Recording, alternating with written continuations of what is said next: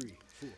Hi, my name is Brett Robley, and I teach C# programming at the Business School at Cal State University Fullerton. The class is ISDS 309. This is the third of three videos looking at Chapter 9 in Joyce Farrell's Microsoft Visual C# 2017, An Introduction to Object-Oriented Programming.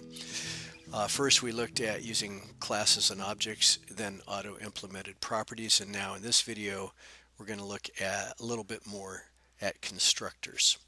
So open up Visual Studio and then open your recent Create Students project. Now our class student is starting to get more and more lines, and so I'm going to break it up a little bit with some comments to help us, in our minds kind of organize what we're looking at here.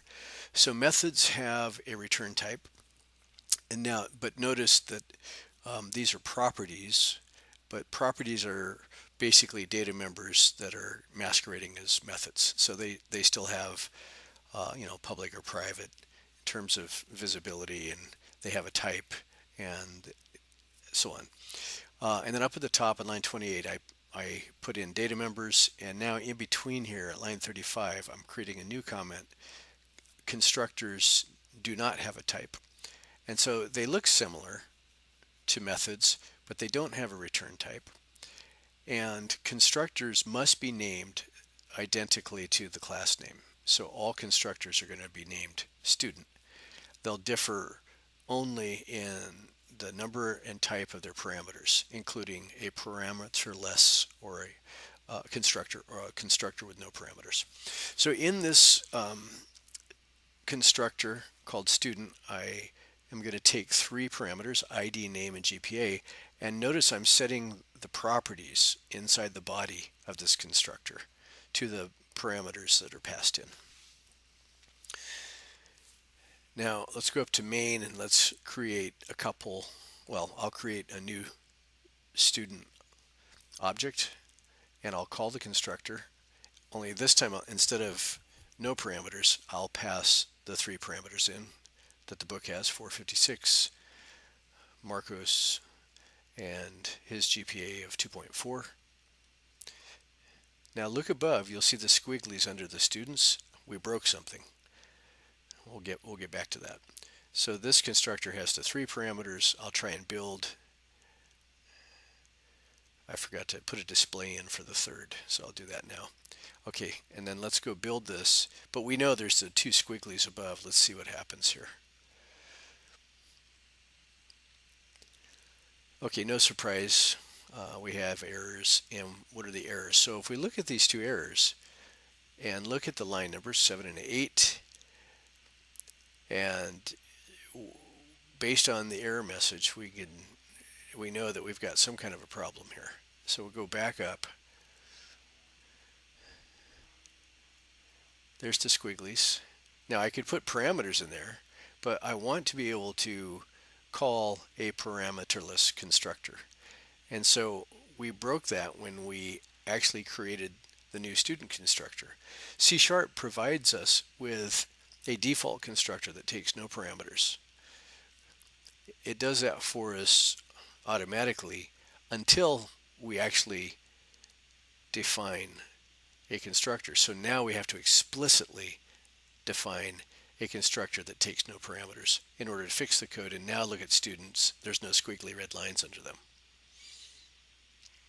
Okay, so it runs without breaking.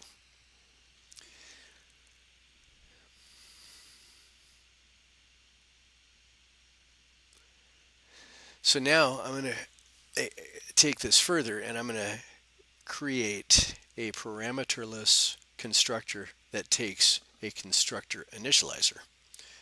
And that's where you see the syntax, the colon, this, and then in parentheses, the three parameters that are going to be provided to the constructor at line 44 whenever we instantiate an object and call new student without parameters. So you see there's nothing in the body. Okay, but now student squiggly, well that's because we have two constructors by the same name with the same parameter list. So we have to delete that original default constructor that we created. Now the squiggly went away, and now we can go up here, and I'm going to add a fourth student.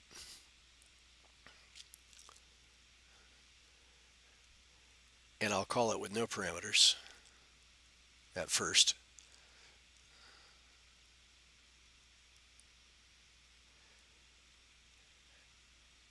And then we need to, there I go, I'm going to build it again, but I need to display it. So we only got the first three.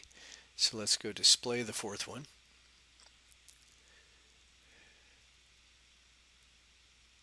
Okay. Now, when I build and display this and run this, you can see that it was initialized to the values that were passed in the initializer after the colon right there, 0xxx and 0.0.